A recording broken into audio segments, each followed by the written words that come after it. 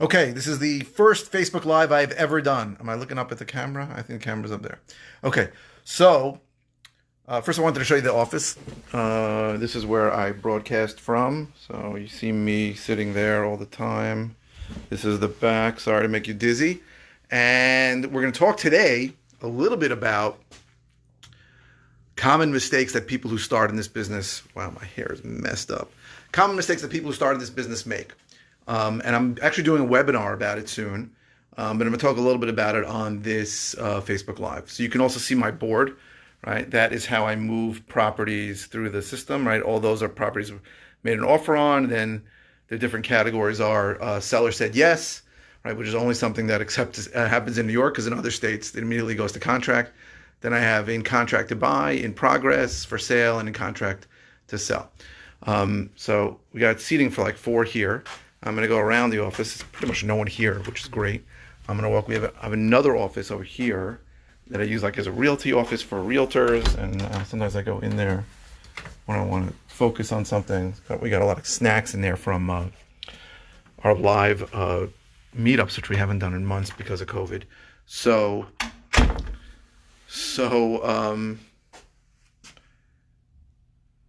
somebody's asking to get on this. I've never done a Facebook Live before. So, jeez Louise. You know, it's a crazy situation. I'm trying to sell something. So many things have been in contract for so long, they're not closing, and people telling me they're going to close. So this office that I'm in, as you can see, is like it's a pretty big office. They just fixed the internet, so it's much better here. I don't want to walk so far away. But we're talking about common mistakes that people make who get into the real estate business and what they do. So the most common mistakes that I see for people that are new in the real estate investing business is, first of all, they're getting their information from people who have not done a deal in New York.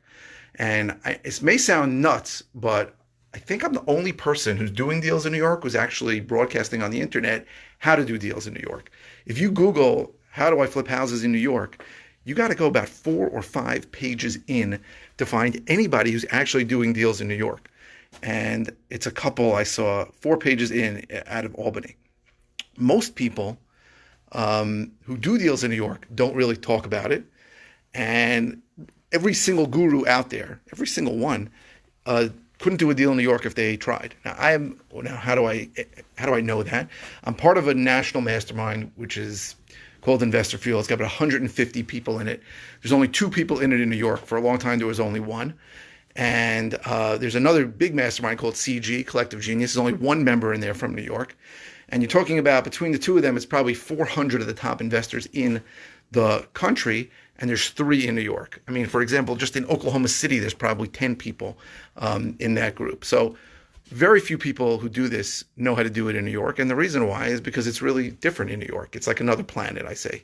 And mostly the differences between the rest of the states in New York happen after a seller says yes. And then the whole issue of getting an attorney involved is what causes the problem. So I'm going to sit down now. So the most common problem I see is people getting their information. They want to do it in New York, but they get their information from people who are not in New York.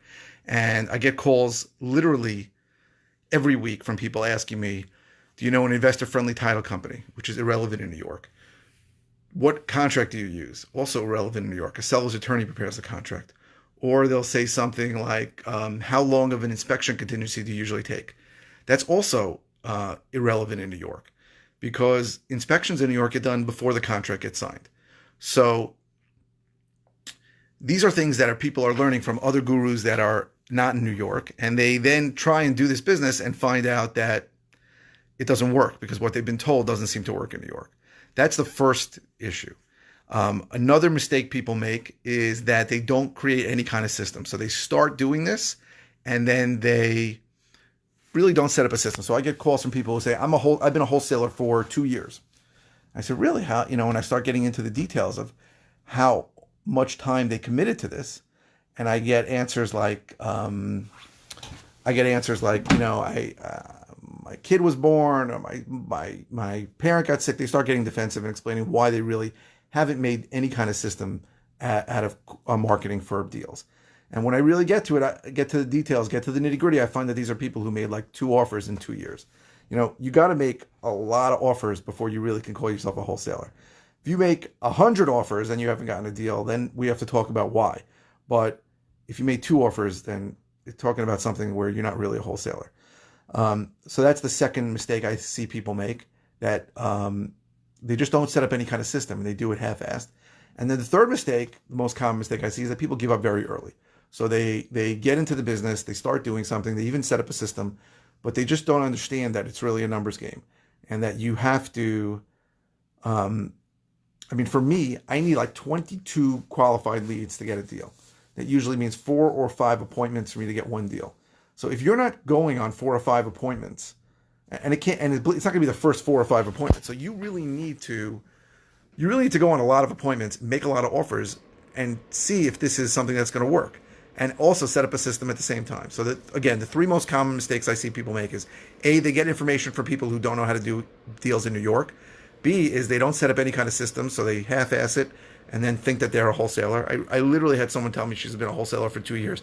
When I got into the details, I found out that she had made like 2 or 3 offers in 2 years. And another thing I see very often is that people give up early. So this is something, it's a very, very simple business. It's not easy at all. If it was easy, everybody would do it. But it's a simple business. And the simple way that this business works is you get lists of people that are likely to sell. You then qualify them by asking them if they're interested in selling, finding out if they have any real need, finding out if they have a problem you can help them with. That's step 2. Step 3 is to then meet with them if they really have a need or a problem that you can solve, and then make an offer to them. Step 4 is make an offer. I sort of include that in step 3. Step 4 is to make an offer, and then step 5 is to follow up with them forever until they sell the house to you or they sell the house to somebody else. So really, you follow up until forever. That's the whole business. If you keep doing that and you keep getting good lists of leads of people, and you may have a bad list, right? And I recently did a video about why I think the pre-foreclosure list is a bad list in New York, right? The 2 reasons why pre-foreclosure list is a bad list in New York is that A, that is the only list that gets pounded by mail and phone calls. So 80% of the mail and phone calls that a pre-foreclosure person is going to get are from attorneys asking them to represent them. And the other 20% are from people who are looking to buy. But if any person in pre-foreclosure, that means they have a list pendants on their house, speaks to an attorney, the first thing the attorney is going to tell them is, this is, retain me, but this is going to take 10 years, right, if I represent you well. So there is no rush in New York. The process takes forever. And that's the only list that's really going to get pounded by people soliciting. So I don't love it as a list. It's possibly an additional pain point. So I like the list stack. So I'll take multiple lists. I'll take broad lists of people that, let's say, are over a certain age that own a property for a very long time, or people that don't live in the house. And then I'll try and get another list of maybe a tax delinquent list and maybe a pre-foreclosure list. And those things, all those paid points add up. So those are good things to use. But I will not market directly to a pre-foreclosure list. So if you're just marketing to a pre-foreclosure list, that might be a problem. Second of all, they might not be skip tracing the list. If you're calling or texting the list, you need to get good data. I know people that say they went on Fiverr and had some guy give it for 5 cents. Now that's a guy who's just reselling Data Zap, which I used to use Data Zap with 2 P's, and it is not good data. It's terrible. And then the person might not be good on the phone, and he might be saying stupid things. Like, I get people constantly asking me, how do I market differently to a pre-foreclosure list or to a different list? And the answer is, you don't market differently to any of those lists. You market the same. The question you're asking the prospect is always, do you want to sell? Are you interested in selling? And if yes, then you want to dig into the pain and see what the point is.